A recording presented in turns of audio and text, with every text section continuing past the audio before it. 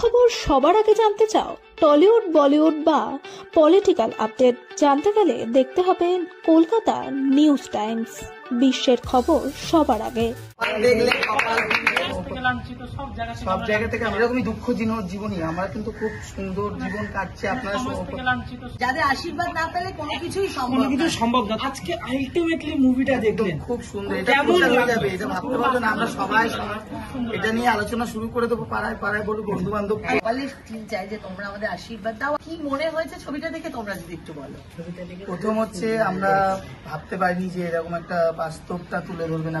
ভাবছিলাম যে কি হবে না হবে ব্যাপারটা। আমরা প্রথমে একটা কপাল, যে বইটা কপালটা মানুষের যে কিভাবে ফিরলো, মানে গরিব মানুষদেরকে মানুষ কিভাবে, যারা এই সুদে টাকা পয়সা, শুধু টাকা পয়সার দিক থেকে না, মানে খুব দুঃখজনকের ব্যাপারটা দিদি তুলে ধরেছে। মানে আপনার অভিনয়টা অন্যরকম, কিন্তু আপনার পরিচয়টা অন্যরকম। সেটাই খুবই ভালো লাগলো, বাস্তবটাকে ফুটিয়ে তোলা ধরেছে। খুবই ভালো লাগলো দেখে, এমনকি আমার চোখে জল এসে গেছে মুভিটা দেখে।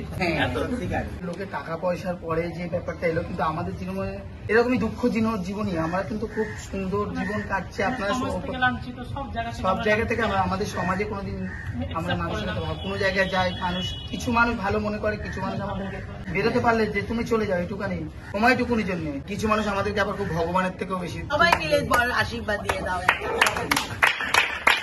কিন্তু কপালের ঠিক তাই মনে করছে। কপাল দেখলে কপাল